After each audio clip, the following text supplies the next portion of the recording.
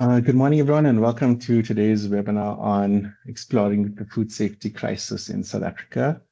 My name is Owen, and I'm the Business Development Manager for Inspections at SureCloud. So, food safety is a topic that affects every single one of us, whether as consumers, industry professionals, or policymakers. And in recent years, we've witnessed a concerning rise in foodborne illness outbreaks, product recalls, and even tragic incidents linked to food safety failures.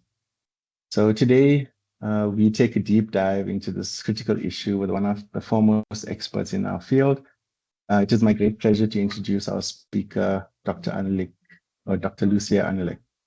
So Dr. Anelik is a pioneer and thought leader in the food safety industry with an impressive track record of advancing food safety practices and regulations in South Africa and beyond. She has dedicated her career to ensuring that food safety remains a top priority across the entire supply chain, and we are privileged to have her insights today. During this session, Dr. Anelik will unpack the rising incidence of food poisoning and what they tell us about our food systems, the roles of manufacturers, distributors, and retailers in upholding food safety standards, how collaboration between experts can drive meaningful change, the CPA and current food safety regulations, where they stand today, and what areas may need reform or stricter enforcement. All of this leads us to the key question: what have we learned and where do we go from here?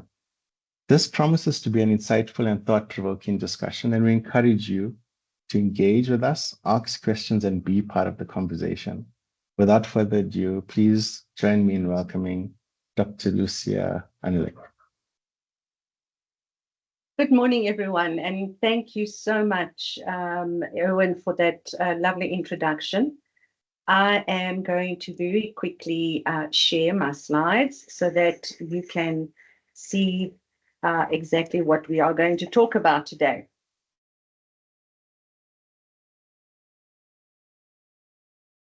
Let's see if I can actually get this done.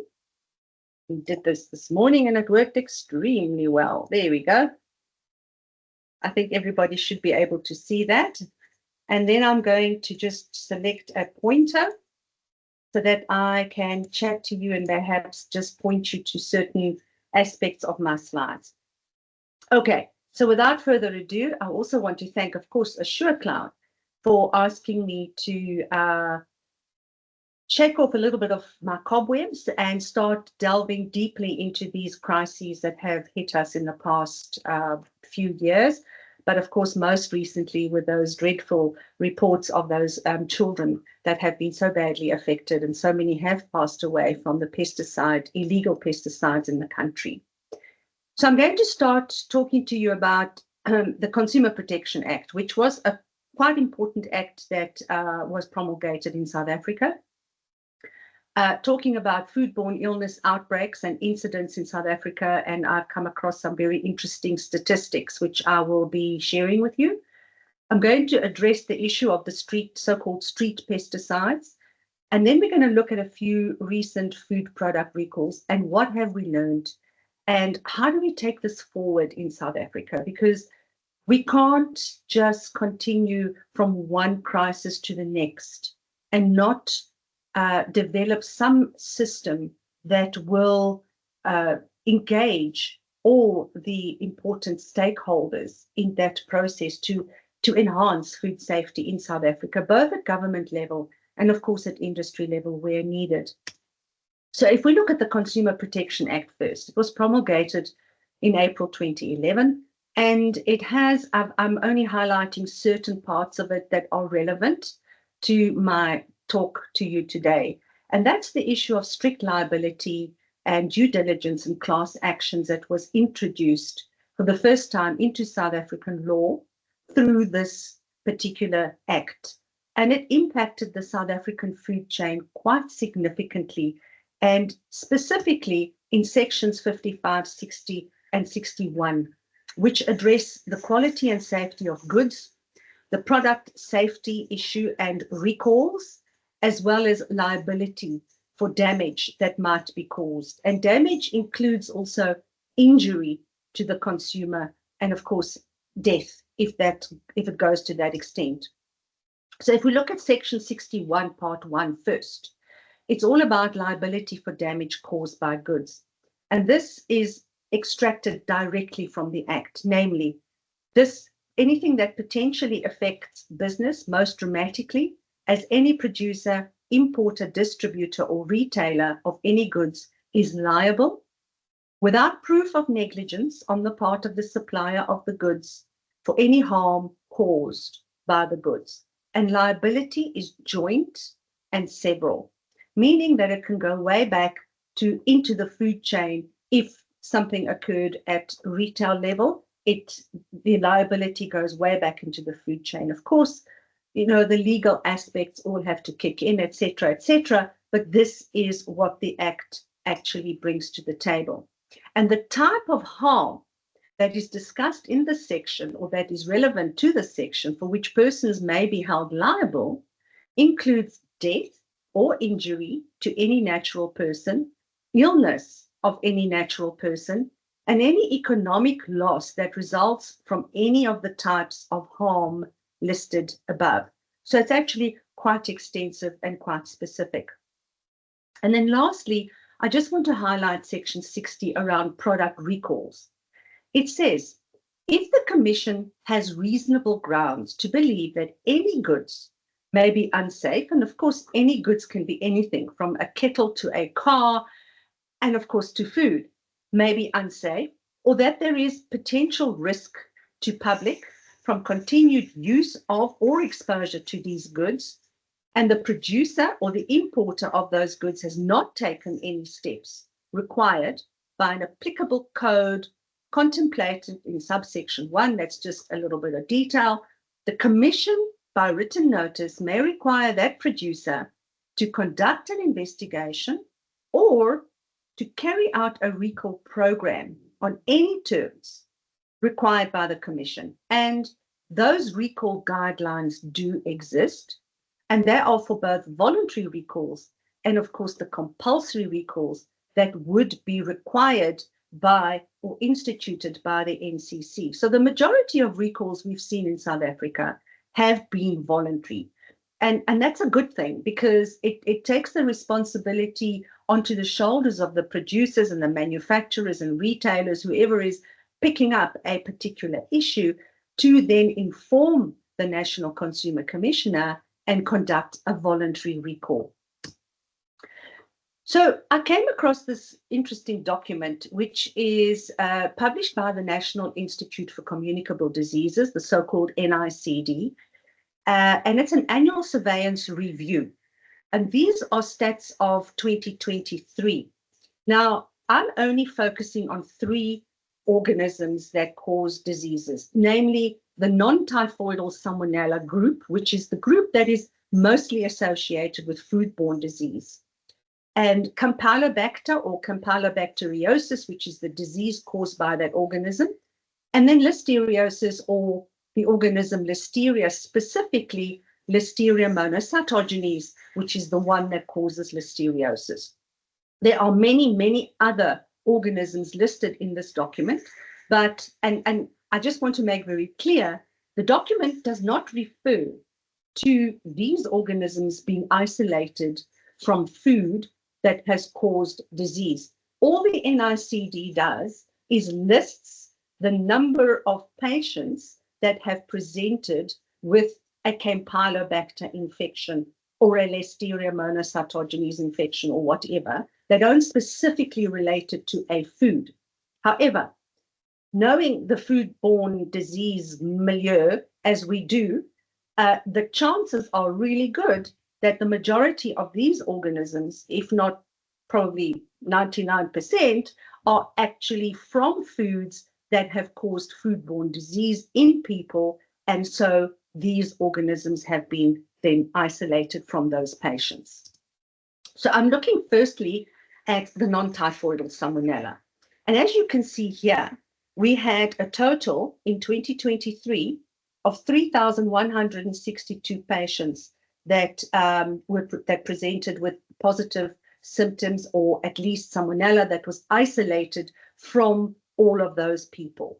And it's broken down in table 27 in this document by province. So we've got the Eastern Cape, the Free State, Gauteng, which is the most sort of economically productive province in South Africa for those who are not South African, and KwaZulu-Natal, which is on the east coast of South Africa, Limpopo in the north, Mpumalanga sort of northeast, Northern Cape, well, that's Northern Cape, that's exactly where it is, the Northwest Province, and of course the Western Cape, where Cape Town and those other areas feature.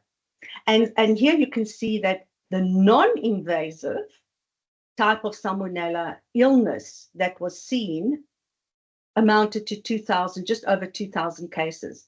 But the invasive non-NTS or non-typhoidal Salmonella cases seen were in the region of 1,000. Now, this is where the organism goes into the bloodstream and creates a type of a sepsis in the blood system. And so that is, we call it a bacteremia, and that is actually quite serious because this is the one that can actually lead to death. And it's usually people who are immunocompromised, children, people with HIV, et cetera, that would be very, very susceptible to this kind of non-typhoidal salmonellosis that we've seen in this table. And then the types that have been isolated, the 6 most common types of the Salmonella enterica out of 74. So they had isolated and identified 74 serovars, but the 6 most common ones in order of predominance, and I've listed them. So as usual, you see the 2 sort of most common ones, Salmonella enteritidis, Salmonella typhimurium, and then you've got Salmonella salame, Isangi, Munchen, and typhimurium, which is the monophasic. But these 2 are the ones that we most commonly isolate in South Africa from foods as well as from patients. And this you can also go into more detail if you wish to see that report in table 30 in particular. And the age groups listed in table 28 are most affected. The majority of those cases, those 3,000 odd cases, in other words, were in the age group of 0 to 4 years old, which is the sort of below 5, which is the one that we always categorize as the young. And then the 35 to 44-year-olds were the next most affected. Now, that can be explained if one reads the document further by HIV status in particular, and you will see that those people are the most especially those that for the invasive type of non-typhoidal salmonellosis. Moving on to Campylobacteriosis, in this table, which is really interesting, they've broken it down between private and public sector reports. And here we can see around 700 almost cases of Campylobacteriosis that were reported in 2023, of which 555, 80%, were actually reported from the private sector and not from the public sector. So we can expect that there were probably many more in the public sector that were just not reported. And I'll get to this reporting issue in a few slides. The most frequent species that was isolated, as expected, was Campylobacter jejuni in 79% of the cases. And the age groups, again, most affected were children under the age of 5, 0 to 4, and then the 5 to 14-year-olds. And interestingly enough, the 35 to 44-year-old group that we saw in the salmonellosis statistics is not actually one of the most affected, it's one of the last affected, whereas about the 65-year-old group, they were actually also quite significantly affected out of those almost 700 cases. And then listeriosis. Now, listeriosis, we only reported 83 cases in 2023, which according to the NICD is actually less than the usual sort of sporadic cases that they assign as sporadic. And this you can also once again see in table 39. But what was interesting is it's an opposite picture than what we saw with Campylobacteriosis. The Campylobacteriosis, the private sector, reported many, many more than the public sector. And here we have the complete opposite, where we have most coming out of the public sector and far fewer being reported from the public sector, from the private sector. So this is, of course, the organism, and there are many pictures of Listeria monocytogenes, and the age groups most affected were, firstly, the 15 to 49-year-old group. And again, remember, listeriosis is the one that affects the so-called Yopi group extremely badly.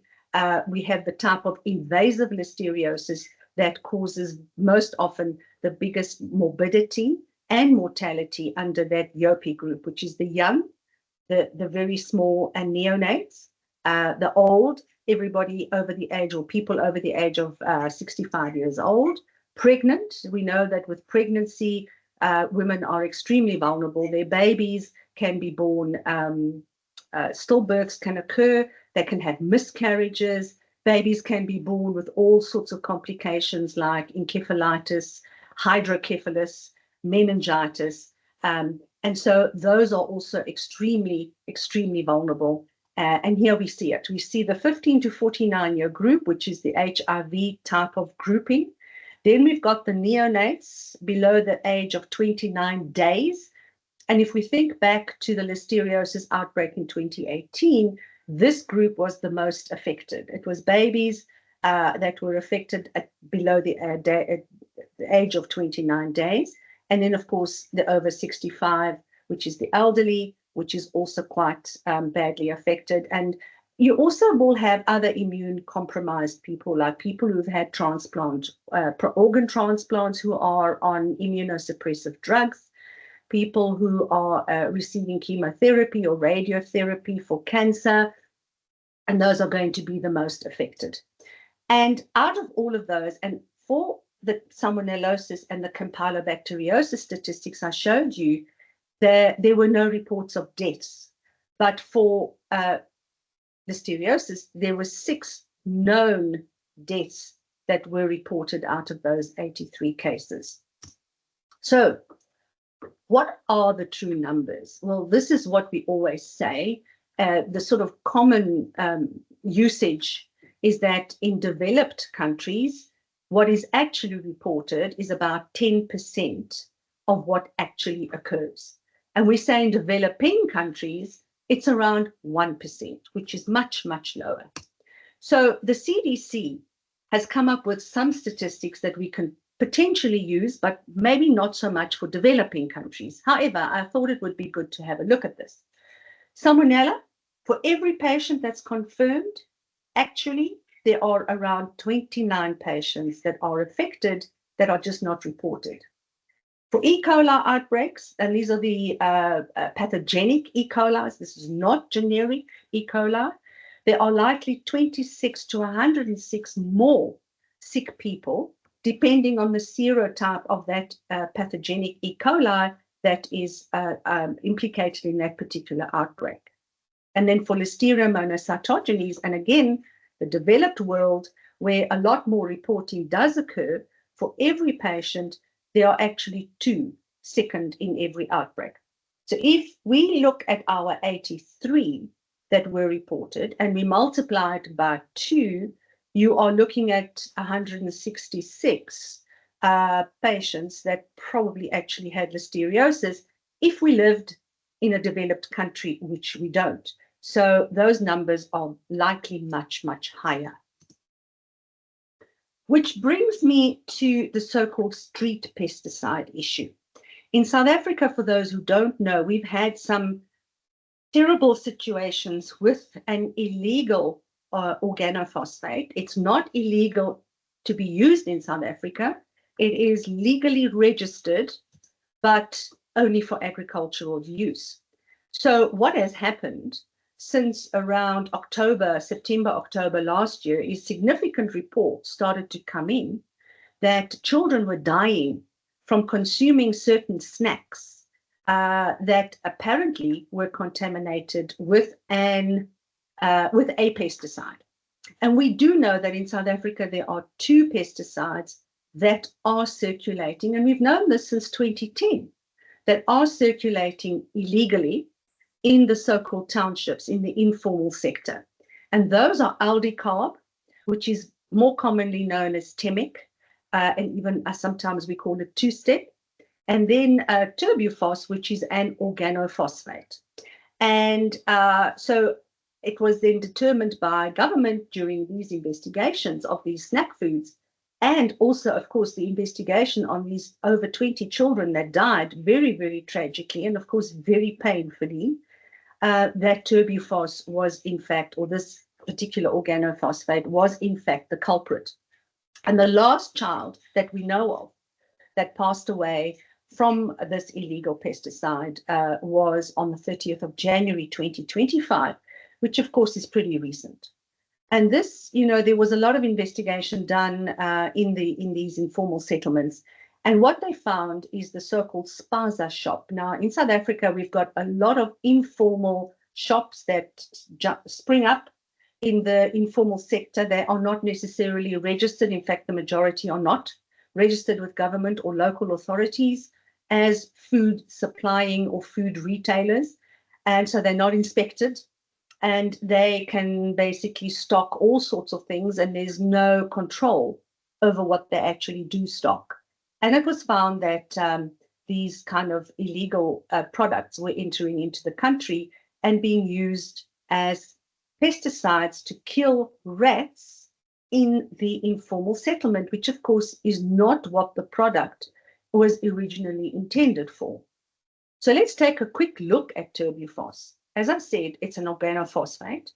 It's used in the agricultural industry as an insecticide and a nematicide. Nematicide is a product that kills nematodes, which are worms that can get into the roots of the plant and can affect the viability and the yield of the plant. So that is it's a rather important way of trying to increase the yield of our crops so that we can continue to feed the nation. And it's registered, most importantly, in South Africa under Act 36, which resides with the Department of Agriculture, but it's only registered for agricultural use, where there's a lot of control over the sale of the product, the use of the product on the farm, and there are warning labels on every single canister that is sold that are there by law and are inspected and ensured that everything occurs correctly by the agricultural sector and by government in the country. But it finds its way illegally into these informal settlements and townships, and it's then used to kill rats. And that's how it got into the snacks. And we're not exactly sure how, but we have started to see videos coming through of raids that have been conducted on illegal manufacturing of certain snack foods. And this is not the typical manufacturing industry in South Africa, where you get snack foods produced in properly assessed and audited factories that have food safety management systems in place. That's not what we're talking about here. We are talking about snack foods that are pretty unknown. We don't actually know what goes into them. They are produced on the floor, and they're sometimes just lifted off the floor, and they're mixed with colorants and all sorts of things. And maybe this turbufos has been used in that room to try and kill some rats, and maybe that's actually how it got into these snack foods. So this is still all under investigation, and I'm hoping that we will at some point in South Africa see a proper report that actually comes out and tells us exactly what occurred. And we know that some of this turbufos, in fact, the majority of it that is being used in these situations, is coming into the country illegally across our very porous borders. And so it is not even from a large company in South Africa that imports the product and uses the product in the correct manner. So these are also cases that have to be investigated by the South African police force and by our border control police, because this is where we have to cut the head off that snake to stop this from occurring. And these are some of the precautions on the labels that I just highlighted for you. And I've highlighted the bits in red. Of course, they say do not breathe, dust, fume, etc. Wash hands and face thoroughly after handling. Do not touch your eyes. Do not eat, drink, or smoke when using this product. Use it only outdoors or in a well-ventilated area. In other words, on the farm, when you are using it to dose various crops. Avoid release into the environment. Very important. If swallowed, immediately call a poison center. If on the skin, do that. If inhaled, do that. If in eyes, do that. And there's a whole lot of other precautionary statements that are on these labels. They talk about wearing protective gloves and protective clothing. In fact, there's a procedure that after you've used this product on the farm, you have to actually remove all your protective clothing before you enter into the facility and put other clothing back on. And in many, many cases, they require people to actually wash before they actually put on their own clothing. So there's a very, very systematic system in place at agricultural level. Furthermore, on the label, there's a note to the physician that might be administering or looking at a patient that might have ingested or been exposed to turbufos or any other similar organophosphate. Administer atropine or atropine intramuscularly, 1 to 4 milligrams every 5 to 10 minutes until fully atropinized, as shown by dilated pupils, etc. 20 to 30 milligrams or more may be required during the first 24 hours. So it's really, really important that there is immediate action taken within minutes, that the individual is taken to a proper hospital that can administer this. But there is a point of no return. Once you go beyond a certain point in terms of the symptoms and how the poison has taken hold of your nervous system, then even the atropine won't actually help you. And this is clearly what we've been seeing in the case of these children that have died. And the statement was made by our Department of Agriculture in November last year. They did an investigation of the 5 major importers of the product and users of the product in South Africa. And they are saying that after this investigation, it is their view that the turbufos found in Gauteng comes from across South Africa's borders, as I mentioned earlier. And that's where the action has to occur to stop these illegal pesticides from getting into the country. Another point I wanted to make, I mentioned another product, aldicarb, commonly or better known maybe as Temic. Now, aldicarb was banned in South Africa completely. It is not registered for use in the country, even in the agricultural sector.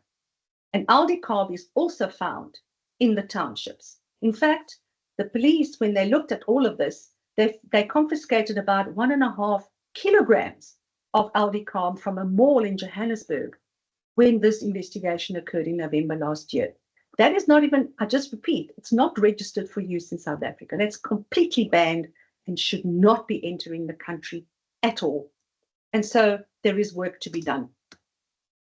Right, let's move on to recent public recalls in South Africa.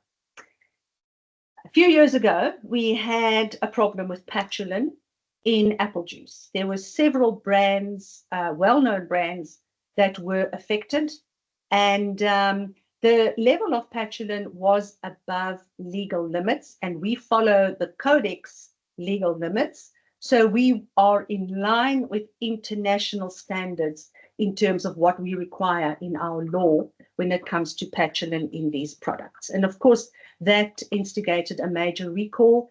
Patulin is not as serious as, for example, aflatoxins, but nevertheless, it was above legal limits, not excessively so, but it was something that needed to be removed from the shelves. And in fact, it was done. It was a voluntary recall.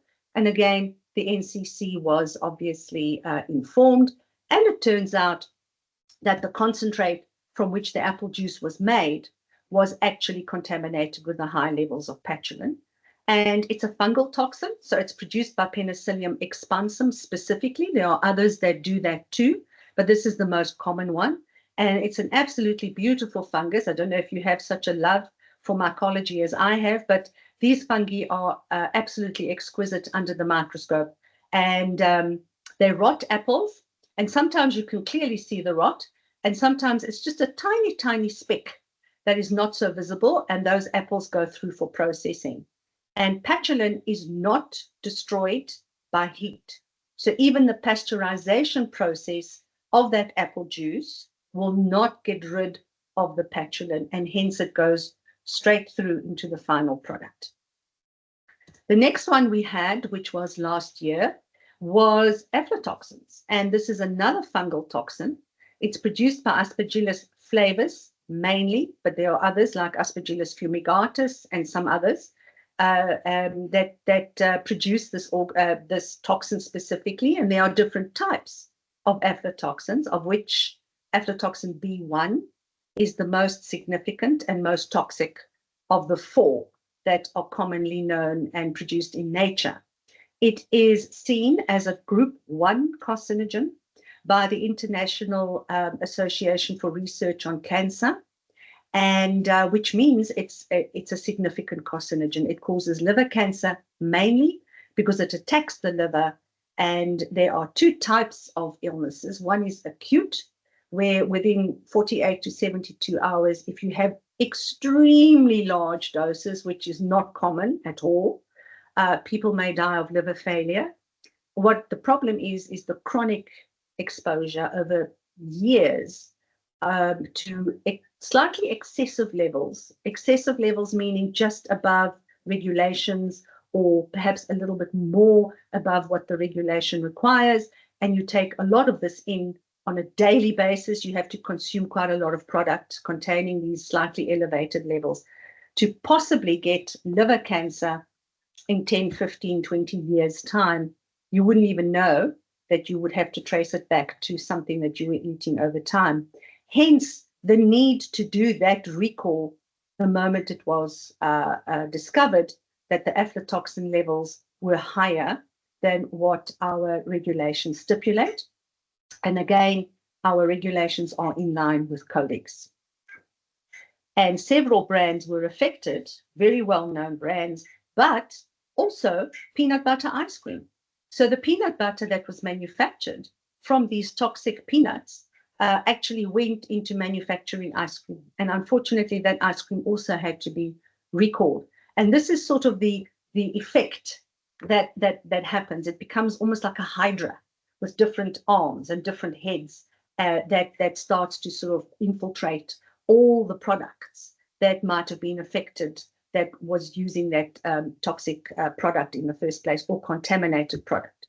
Now, in some cases, you can see peanuts are actually discolored, and that means that they are potentially contaminated with fungus and toxin. And in some cases, the peanut looks actually perfectly fine and can still be contaminated with this particular toxin. So it's really, really important that peanut suppliers and peanut butter manufacturers, etc., all of these groups that are involved, even sorting peanuts, have a very good system that tries to remove these contaminated peanuts from the supply chain.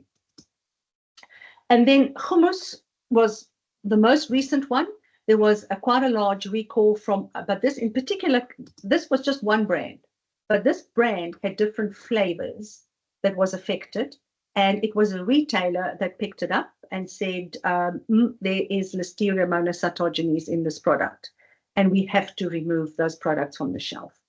We don't know that there was any particular individual that contracted listeriosis from this product that was recalled, but certainly, the right thing was done in that the recall occurred. And of course, all the investigations and root cause analyses will be done by the company that manufactured this particular product. So what are the learnings? Well, it's a difficult thing to try and distill in, we've got about 10 minutes left, but certainly let me give it a shot. The first thing that I come across a lot, and that's the issue of complacency. And I want to just stipulate once again, and I say this quite often, complacency is the enemy of food safety.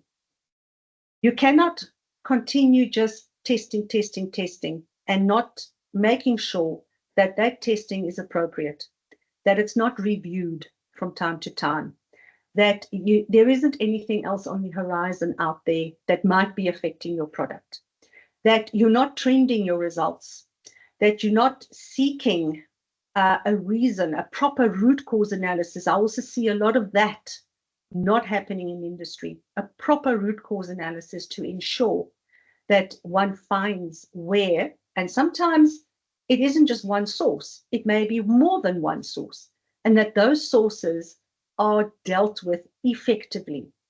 And so never rest on your laurels. Never think it will not happen to us.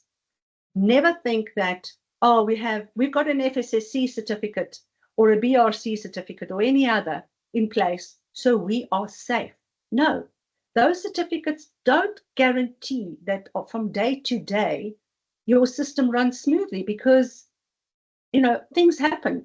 Last year's World Food Safety Day's mantra or theme was prepare for the unexpected, and the unexpected happens all the time, and you need to be prepared for that. So be careful. Don't become complacent. The second thing I want to just highlight here is we've had some knee-jerk reactions by government based on two things. Firstly, the listeriosis outbreak in 2018. There was a knee-jerk reaction from the Department of Agriculture, Land Reform, DALARD, in other words.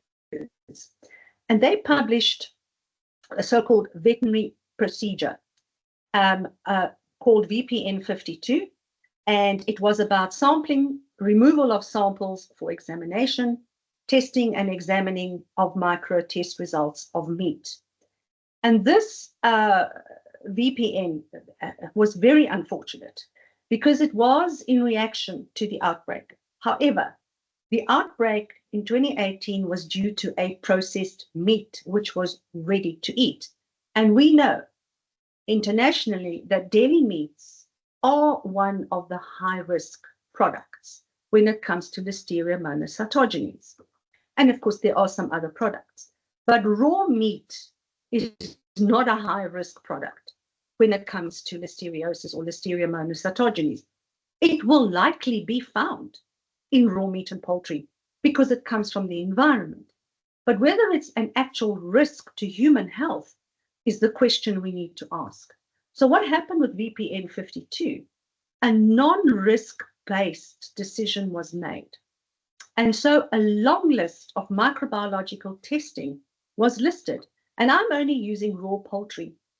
And the only two that I'm highlighting here as examples, because this is not about unpacking this entire VPN, but they want Listeria monocytogenes absent in 25 grams in raw poultry.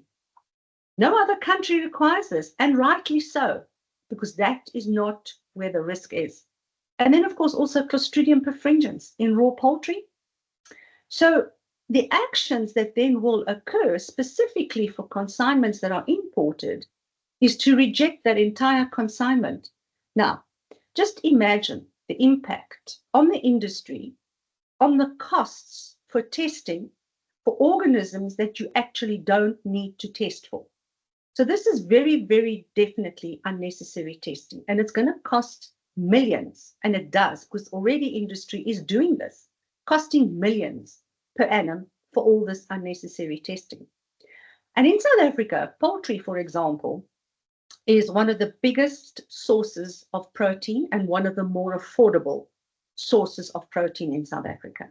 Imagine the impact on food security, where we have around 20 million people that go to bed every night food insecure.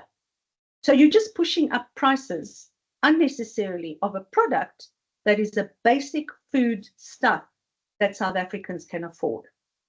This is not smart thinking.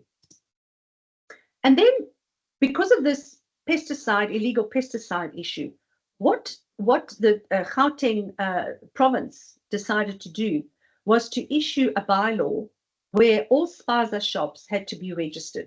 Not a bad idea, not a bad idea at all. But the process was not thought through because they gave them very little time in which to register these shops. Now, The reality is that these shops are a one-woman or a one-man show. These people had to close their business for an entire day to go to an office somewhere to register these shops of theirs in the short time given. The environmental health practitioners in the province, especially in the local municipalities, then ran or went into these shops and conducted inspections on these shops and what they were storing. And they found many shelf-stable products like salt, biscuits, and so on that were so-called expired because they had gone beyond their best before dates. And they removed them from the shelf. And the message they sent out to the communities is that these are unsafe for consumption. Now, we all know that products that have gone beyond their best before dates, A, are not expired. We don't use that term. And B, are not unsafe for human consumption. Their quality might be slightly affected, but they are certainly not unsafe. Suddenly, it's not a question of beyond that particular date, a pathogen that might be there is suddenly going to start growing and cause foodborne disease. That's not how it works. So the kind of information and communication that goes out from government to our people also has to be very clear. Most importantly, it needs to be extremely accurate. So we don't create panic and we don't create riots, because that's almost what we found at the time, where people were rioting and burning these products that were being taken out of these stores. And so this kind of reaction is unsustainable. And also, it's a quick fix because you've got registered spaza shops, but the sheer numbers of these spaza shops and the rest of the food industry versus the number of environmental health practitioners that we actually have on the ground, which are not enough, certainly they are not going to continue inspecting these spaza shops. They are going to continue inspecting large businesses that produce more food. And so we have to ask ourselves, what have we actually gained in this process? And illegally used pesticides were the issue. And they are still coming into the country. So how are we going to stop that? By registering spaza shops? Not likely. But again, I said it's not a bad idea because they are selling food and we need to make sure that everybody receives safe food in this country, not just those people that live in the formal sector and not in and those in the informal sector. Well, we can just say, you know, we're not going to pay a lot of attention to you. Not at all, because there are millions of people who are exposed every single day, and there has to be safe food for every single South African citizen. So we have to think differently as to how we are doing this. So we need far more thought through strategic plans with sustainable and long-term solutions. The quick fixes and the quick political sort of gain is a very, very short-term issue, and it's not a smart thought process going forward. Weaknesses is we don't have a food safety policy, and of course we don't have a food safety strategy in South Africa. This is dearly required and urgently required. We've been talking about this for years, but we keep seeing outbreaks, we keep seeing, well, in this particular case, we've been seeing deaths of these children. At which point do we say it's enough? I'm saying it's enough now. We need to work on this. And we've got the three major departments that are involved in food safety in South Africa. And of course, these are not the only three that should have a say, many others, of course, but these are the three main ones. And it's time that they actually did get together and produce a food safety policy and a strategy that is accepted by South Africans. Furthermore, we also have weaknesses in industry. We have weaknesses at the food safety level when it comes to leadership. And we've identified this last year at Food Safety Summit, which is an event that I run every year.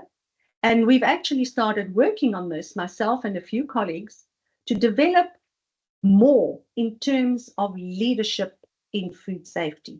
And what the first thing that came out of that was a food safety leadership workshop that we ran in Johannesburg last year in November for the first time. It's myself and a colleague who is a certified formal coach, professional coach. And we do it's an entire day of elevating your mindset, transforming your organization, and talking about leadership in food safety specifically, with the next one that we're going to be advertising very soon for the 5th of August. Again, it will be one day and it will be in Johannesburg. And then lastly, another weakness, and this relates to how do we bring government, civil society, and industry together? We need to think out the box because what we're doing is clearly not working. So we need to think of another way of solving our problems. We need to find a methodology that will do that when it comes to food safety. And that's another initiative that we've taken. And so it's a collaborative discussion. It's a collaborative talking, developing a methodology in which we can all participate and have a responsibility to do. And in that regard, day 2 of my summit this year, which is on the 3rd and 4th of June at Focus Rooms in Johannesburg, on the 4th in the morning, we're actually going to have an entire session dedicated to this, to find ways with panel discussions, with government on the panel, with industry on the panel, and civil society on the panel, discussing how do we take this forward. And I'm hoping that this will become an initiative that we can all participate in and share. And you're welcome to go to the foodsafetysummit.coza website for more information. So, in summary, we have the Consumer Protection Act that was promulgated, which changed the landscape in South Africa quite significantly when it came to food safety. Several recalls have occurred, as we've seen, on the side of the formal food industry.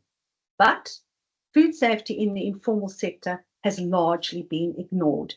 And there are many publications of research that is done by South African researchers of products that are sold in the informal sector. And it makes interesting reading, in some cases horrific reading.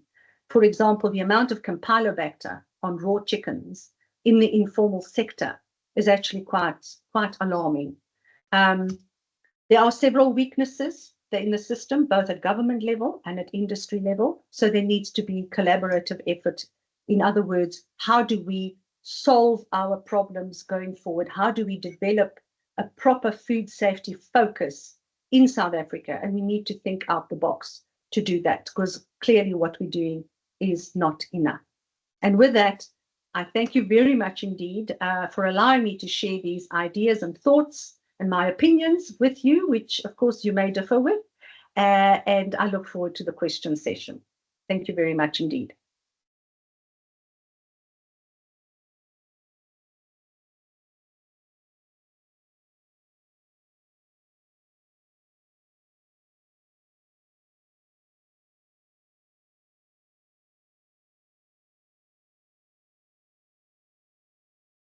Dr. Anlik, thank you so much for this presentation. It was quite insightful, and you really brought a lot of things to the fore in terms of what's happening in food safety in particular. I don't think we can take questions. I mean, you can post it, and I'll have a look. But there were some that did come up, Anlik, and maybe we can go through them. I mean, there was one questions asked about raw meat and chicken.